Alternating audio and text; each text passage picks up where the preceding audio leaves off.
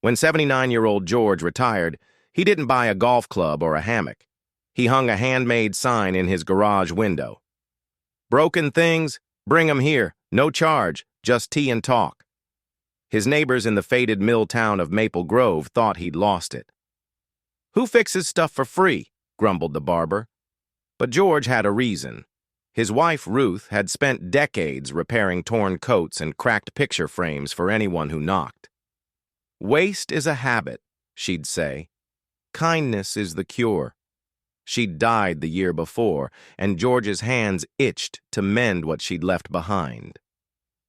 The first visitor was 8-year-old Mia, dragging a plastic toy truck with a missing wheel. "Dad says we can't afford a new one," she mumbled. George rummaged through his toolbox, humming. An hour later, the truck rolled again, this time with a bottle cap for a wheel and a stripe of silver duct tape. "Now it's custom," he winked. Mia left smiling, but her mother lingered. "Can you fix a resume?" she asked. "I've been stuck on the couch since the factory closed." By noon, George's garage buzzed. A widow brought a shattered clock. My husband wound it every Sunday. A teen carried a leaky backpack. George fixed them all, but he didn't work alone.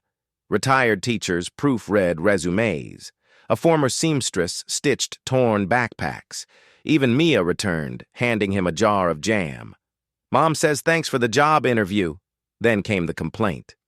"Unlicensed business," snapped the city inspector. "You're violating zoning laws."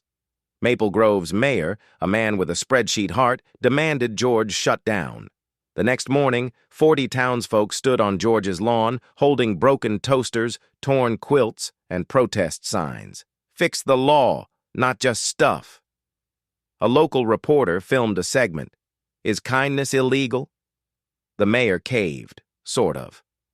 "If you want to fix things, do it downtown," he said. "Rent the old firehouse, but no guarantees." The firehouse became a hive.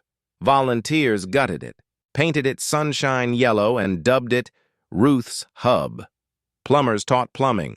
Teenagers learned to darn socks. A baker swapped muffins for repaired microwaves. The town's waste dropped by 30%. But the real magic? Conversations. A lonely widow fixed a lamp while a single dad patched a bike tire. They talked about Ruth, about loss, about hope. Last week, George found a note in his mailbox. It was from Mia, now 16, interning at a robotics lab. "You taught me to see value in broken things. I'm building a solar-powered prosthetic arm. P.S. The truck still runs. Today, 12 towns across the state have fix-it hubs. None charge money, all serve tea. Funny, isn't it? How a man with a screwdriver can rebuild a world. Let this story reach more hearts.